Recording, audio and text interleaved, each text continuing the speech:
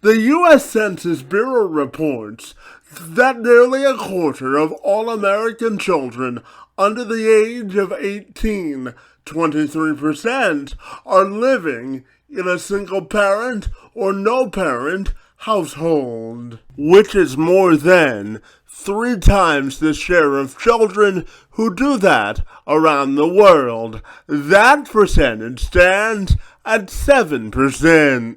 The Bureau also reports that less than 6%, or 2 million fathers, are considered solo dads across America of minor children. And finally, approximately 20.2% of all fathers across the country are considered to be an absent presence in their child's life. Kendall Smith grew up without a reliable father figure in his home, and he knows all about the effects that can have on a child's development. So he wanted to do something to ensure that all rookie dads had a playbook on how to be a present figure in their child's life. Therefore, Smith is the author of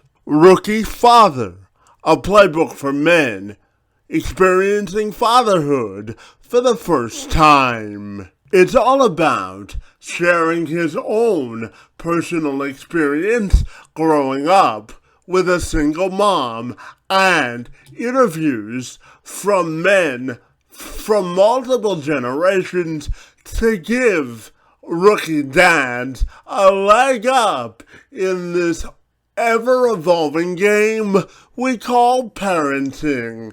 And Smith joined me this week to tell me more on how rookie dads can show up as a present figure in their child's life. I'm Kevin McShann. Let's have this conversation.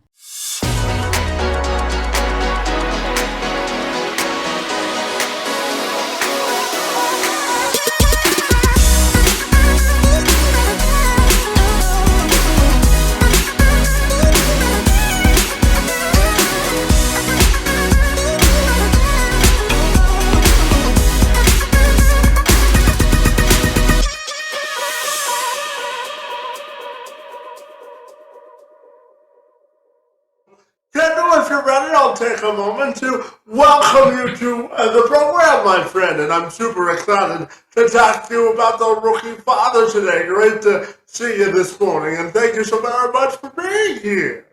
My pleasure. Thanks for having me on, Kevin. Yeah, absolutely. So, Kendall, before I ask you about the book itself, I'm curious to ask you, what does that mean to you to be a present dad? A present dad. Well, I think it's having a role in your child's life every single day. And it's as simple as that. It's carving out time to spend quality time with them, doing whatever they're into, helping them follow their passion, follow their leads. And I think it's more important, and there's even a better opportunity today compared to even the time before the pandemic, because now so many dads working from home and having such a greater presence in their family's life, I think it is more beneficial. I think it's there's more opportunities to bond with your kids, and doing that on a consistent basis is critical. And I think it's an important element to be present in the life of your child every day. Absolutely, and I know that you grew up with a single mom and a father that wasn't really in your life, and you wrote this book because you wanted to create sort of a playbook for fathers going through this the first time so that they can be present in their kids' lives. So tell me about the book, the process of writing it, and how it's been perceived so far. Yeah, sure.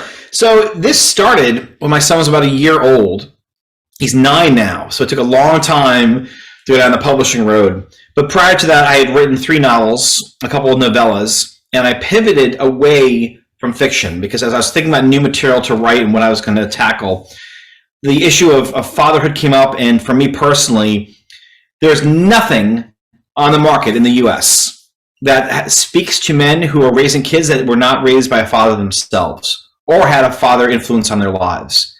And you actually spoke to this in your interview with Chad Smith, and the number of men growing up in single parent homes, being raised by single mothers, it's close to 19 million in the US, almost 1 in 4 kids. And when I thought about that subject, and my son was sleeping upstairs in his crib at the time, I'm like, this is a much more important subject. What kind of advice can I bring? What can I apply that could be more useful, actionable, and delivered in a way that men could actually consume it without being overwhelmed? And that got me thinking about all the different chapters and breaking it down into 1 and 2 page summaries of advice. And I just rolled forward with it. And at the end of the day, this is, as far as how the book's been received, it's gotten about 65 reviews. It's got a 4.7 rating on Amazon and about 13 professional endorsements. So the book has gotten a lot of positive accolades. Yeah, absolutely. And I know the structure of the book was really important to you to really meet fathers where they are and give them practical advice they can use. So I'm wondering if you can tell me about sort of how you structured the book and why that was so important to you. Yeah. So when you look at most self-help books, the word help by itself is a turnoff for men. Men do not like to ask for help. And the analogy I give is when a man was lost driving in his car with his family, before navigation, before Waze, his wife would say, "Hey, I think we're lost. You want to ask for directions?" And the man would say, "I'm not going to ask for directions. I don't need directions. I'm not lost. I don't need help." And at the end of the day, most self-help books, which are predominantly geared toward women and the female market, they have chapters that are anywhere from 10 to 30 pages long. And men will not consume that. They'll look at it, they'll get overwhelmed, they lead busy lives, and to kind of make fun of men, we have the attention span of a gnat.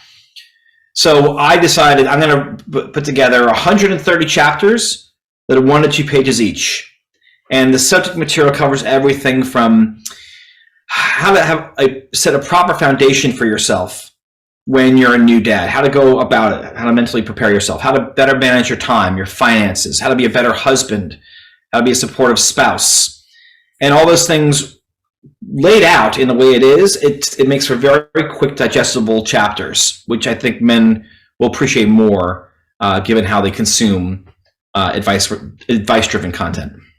Yeah, absolutely. And Kendall, I'll share just a little bit about myself. Buddy, I was born with cerebral palsy, and the type of cerebral palsy that I have,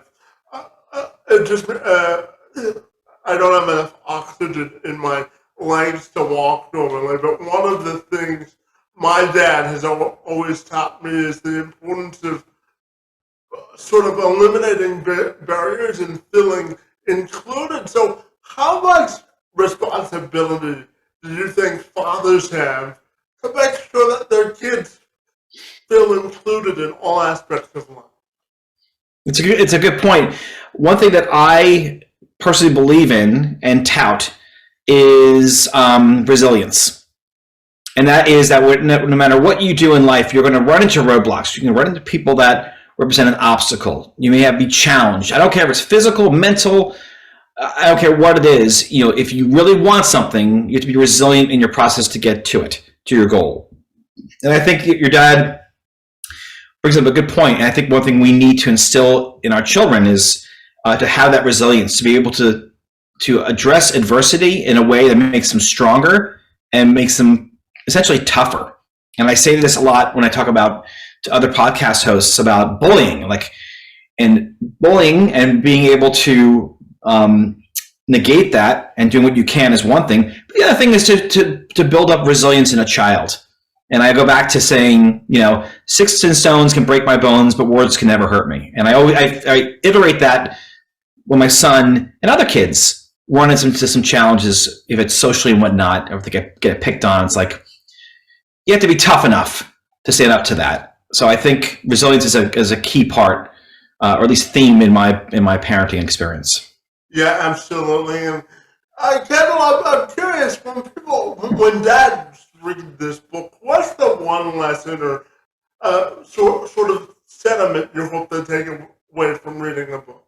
Yeah, I think when you look at the emotional scarring or the baggage you can bring into adulthood if you're raised in absence of a father, or it could be the mother as well, obviously. But when you have that and you go into the dynamics of marriage and raising a kid together, I hope that fathers take away from this the sense of equality, that they are involved as much as their wives are and want to participate in that. And the other thing is, when you look at the birth of your child, and it's an amazing feeling, you get 3 or 4 months down the road and you haven't had a full night of sleep for weeks, or you have a circumstance you're challenged, it could be health or whatnot with your child and all the stresses that come with it. The key thing that you can take from becoming an active and engaged parent is, on some level, you're actually almost correcting and balancing your lineage. And when you think about what you miss as a child yourself, to remove those gaps in knowledge, remove that lack of wisdom that may be passed on, and give that to your own children, you're repairing almost your family line. So your kids are better prepared, they have a more nurturing home, and that is, I think, the most important goal to aim for. More so than money or material things, it's about passing on the values that are important to you and participating as much as you possibly can in the process. Yeah, absolutely. And, Kendall, I'm curious because I know that as part of this book, you also interviewed men from several generations of fatherhood. And I'm curious, what's the greatest lesson that you've learned as a dad yourself and through the people that you've interviewed? I think the most important thing I've learned is that when you look at your contribution to society, putting your career aside and everything else, if you can raise 1, 2, 3 healthy kids that come into the world well-balanced and are productive members of society, you've had more of a positive impact than you could possibly imagine. And I say that because growing up, there were many kids in my neighborhood. Divorce was rampant back in the late 70s, early 80s in the town that I grew up in. And some kids did not get off the wrong track. They stayed on the wrong track. And it really had a negative impact on their lives. And the chances of your child excelling in life, avoiding addiction, having a good, having self-confidence about themselves, coming from a 2-parent family is significantly higher. And you're helping to achieve that. And I think that's probably the most important lesson I've learned, because I talked about it at length with multiple generations and how the impact of divorce can go from one generation to the next to the next. You could tie the knot at the end of the rope and start anew. Yeah, so just building on that for a second, what do you think is the key to ending sort of that cycle of behavior and that pattern? What do you think is the key to resilience as well? I think it's embracing the fact that parenthood is truly adulthood. And no matter what you did before your child was born or before you learned you're going to become a dad, and you put that aside, I don't care if it's the worst things that come to mind when you become a parent and you stick with the philosophy of being involved, straightening out some imbalances, to err is human, and to try to give yourself a stronger foundation so that you approach parenthood with a mature and balanced approach. I think that's critical. And I say that because when I look at, there's a famous show called 16 and Pregnant here in the United States on MTV. And you look at some of these men and how they deal with the fact they're going to become a dad. And as soon as a reprioritization takes place, like, hey, I can't have you go out 3 nights a week with your friends. Like, I need you here at home to support me. When that reality of responsibility is laid on a man, a lot of these characters, I can't call them characters, these men on the show that are young dads, they flake out and they flee. And that's what I would just encourage every man to consider when they become a parent, to really kind of focus on your actions and your involvement can have a positive impact. Yeah, and I also wanted to ask you about something you brought up earlier about the generation cycle and sort of exhibiting what you've seen as a model as a man in your life. So how important are male role models in sort of children's lives, and how big of an impact do you think those play? I think it's as significant as the absence of a mom. I think having two parents in a stable home is critical. And I encourage any man, even if they're not married, they don't have kids, to stay committed as much as humanly possible. I think when you look at the absence of a father, you look at the statistics, the odds of drug use, the odds of alcohol abuse, they go through the roof. The chances of kids dropping out go up significantly in single parent homes. And I'm not knocking single parent moms. I'm saying that as a man, when you bring a child into the world, there's a great line from the movie Boys in the Hood. And that is, any boy can make a baby, but it takes a man to raise a son. And that's actually cited in my book. I actually use that quote in that movie line in my book because I believe in it. So you're really eliminating a lot of the risks that life presents to anyone when you have two parents, guiding and advising a child. Yeah, and Kendall, to that point, for any men watching this today or listening to it, I'm curious to get your thoughts on it, maybe if they're going through a custody dispute, or if they're finding the low point as a father. What would be your words of encouragement or advice to them about the importance of persevering through adversity? Yeah, I think the first thing is take one step further back for the men who are not in that custody battle and saying, what can you do to preserve your marriage and your relationship? And to do everything you humanly possibly can to do that after you bring a child into the world. I encourage family counseling and therapy to work through some of these issues. And every couple at some point in their lives goes through a major hurdle that they have to get over. The one piece of advice my grandmother gave me at my marriage, the day I got married, was you're gonna have good times when you're married, and you're at bad times. Remember the good times. And that simple advice points out to the fact that you will have bad times, you will have challenges. So getting through it together with your spouse, your partner, to work through them, if you can do that, even if at the end of the day you divorce or separate, you can look back and say to your children, we did everything we could to preserve our marriage. And I think it's worth fighting for. Yeah, absolutely. And Kendall, to that point, I'm also wondering your thoughts on how you sort of describe family life in America today in terms of the conditions to raise children and put them on a pathway to success. So how do you describe family life today in America? There's an opportunity for improvement for improvement. And I think that opportunity, given COVID and the amount of men that are working from home and women, I think there's more involvement. And I also think that an important point that should be made is that when you think about just the challenge of COVID itself, we have the vaccines now. We can go out and we know that if we're not feeling well, we wear a mask. And you think about prior to that and where we are now, there's just a greater opportunity to be involved in the life of your child. And we haven't had this situation. When you think about the boomer generation in the 60s, 70s, or really 70s and 80s, and the silent generation that were raised right after World War II or right before World War II. Those generations never had to deal with homeschooling, with Zoom classes for your child. They weren't locked in their homes. We haven't had this challenge. And going back further, men haven't been present in the home this much since the dawn of the industrial age. When that happened, men were out of the house 7 days a week. There were no labor laws.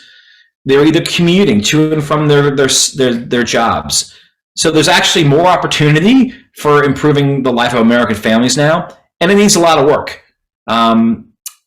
It needs a lot of work, but I think the opportunity is there for anyone that wants to embrace it. Yeah, absolutely. And I also wanted to ask you about the traditional sort of family roles and how they've really evolved in the 21st century, and your thoughts on that as well. Yeah, I think that when you look at the post 1950s or post World War II era, like the nuclear family, moving out, establishing their own homes in the suburbs, or being separated geographically from other family units, that was not the case prior to World War II. Families stayed in the same house. A lot of them had their relatives downstairs and they were on the second floor. Like there's a lot of that intermingling of generations. It kind of separated after World War II. We're starting to see them come back together a little more often. One is home affordability.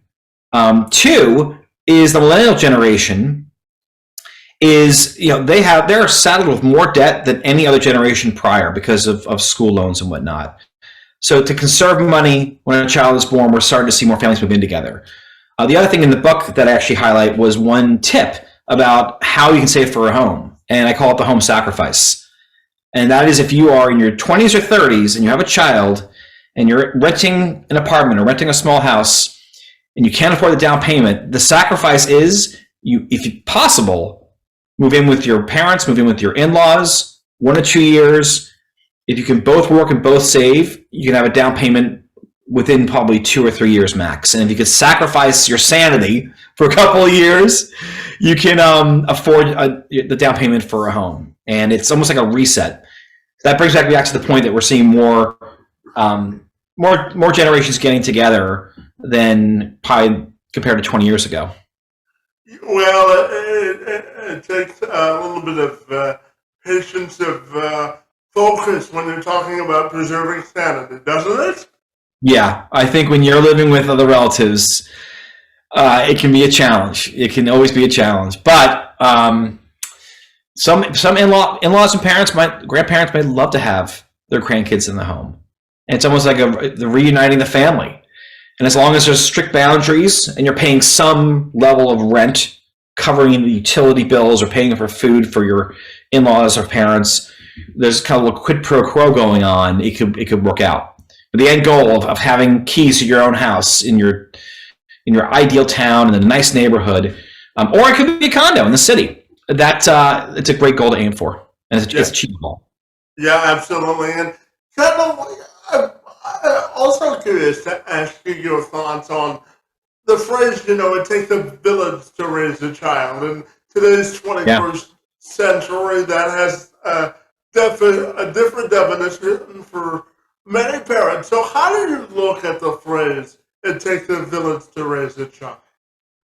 That phrase was uttered in the 1992 presidential election by Hillary Rodham Clinton. And when I heard it, it immediately resonated with me, not because of politics, but because when I think about my hometown of Hohokus, New Jersey, and all the parents that were involved when my dad separated and moved out, when I was from 6 years old all the way to high school, more families, dad coaches, great moms, they all had a positive influence on me. And it kept me on the right path. And I could have veered off at any moment multiple times. And I was lucky enough to get through some of the challenges of my childhood. And that's just being irresponsible, to be perfectly frank. But that village of Hohokus helped to raise me. And I look back at that and I think about the kids of that, my friends, my son's friends, and like what impact can I have when they come over to the house? Like, so I always greet them with, a warm smile and offer them treats and like encourage them to have fun and explore their world and try to promote that village mentality to the next generation. So, but I think it's an important thing to remember, especially you need to rely on a village when you're raised in a single parent family. You almost need to as a child. And when you get that support, it's very beneficial. Yeah, Kendall, in the few minutes I have left with you, buddy, I have 3 more questions. And the first one has to do with what's your definition of raising a kid in a stable household, and how does that look in a divided family, in your opinion? A divided family, like a divorced family? Yeah, a divorce or a couple that didn't get married but had children. I get back to as long as you're spending time with your child every day, and seeing them every day. That's imperative. For those that have visitation rights, or rather you have a child on the weekends but not the week, and then it flips to the next month, it's important to show respect to the woman that gave birth to your child, and never talk negatively about them in front of your kids. Never bad talk your ex-wife or ex-husband. It's just not going to be productive. It's going to add more friction and more challenges for the kids to work through that is unnecessary. So whatever friction exists, you pocket that and have that as a side conversation with your ex-wife, ex-husband. And if you never got married, making sure that as a dad, you play an active role in that child's life, that's imperative. And I think it benefits everyone. It gives a break to the mom. It is beneficial to the kids. And it keeps you on the straight and narrow to remember, hey, I've got my kids coming over tomorrow. I've got to straighten up the house. Or I've got to reduce my alcohol consumption if you're going in that direction. You got to straighten up. I think all those things are important. Yeah, and Kendall, I'm also finally curious to ask you before I ask you my last question. What is your greatest hope for the future of fatherhood in America, and how can we interconnect it to prosperity, in your opinion? Prosperity. Well, if it's financial prosperity, the advice I have is save for your kids' college fund. Have a rainy day fund, an emergency fund when you need it. That opens up a whole can of worms conversation, and that's actually have a whole section in the book devoted to family finances and just block and tackle suggestions that may be helpful. But having your kids prosper emotionally, I just would encourage any dad who may have stepped away or had any apprehension about being involved in their kid's life to rethink that and challenge yourself. You always have to get back and be resilient yourself if you've run into friction before about trying to engage with your kids or your ex-wife, and keep pushing and get involved in their lives as much as you can, because there is so much benefit to that down the road. And you want to have a say in how your children are raised and kind of what values they have and bring to the world. If you're a hard worker and you're not involved in your kid's life, well, how do you expect your kids to prosper if they don't understand what it means to be a hard worker? What does that entail?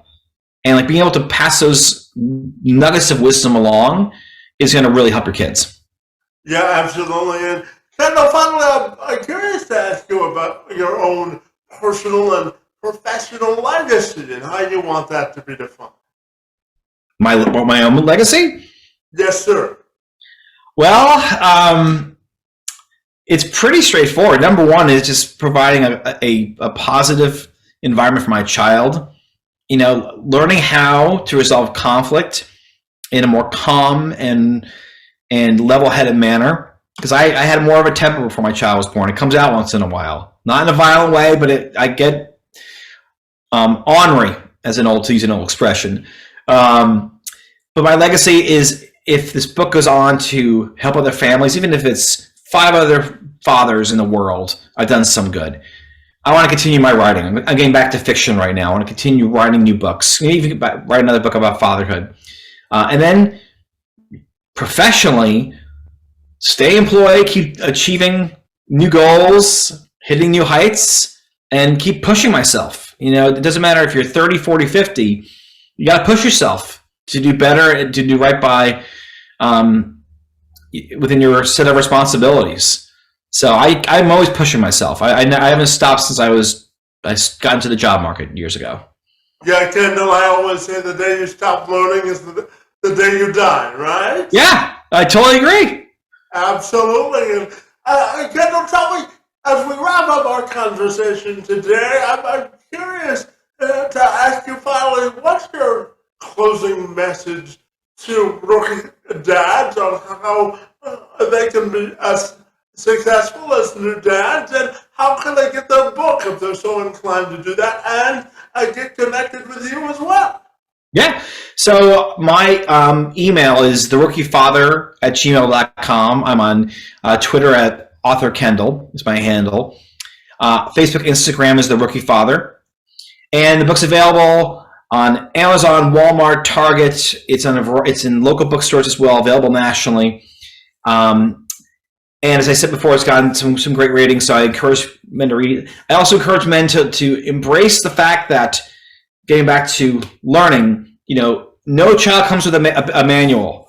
No baby comes with a manual. So this book hopefully will prep them and give them the tools they need, the advice they need in an actionable format with real-world examples that they can apply to their own lives. It won't be entirely applicable, but if you get a couple of good suggestions out of it, that's the goal of the book. And I welcome anyone to reach out to me.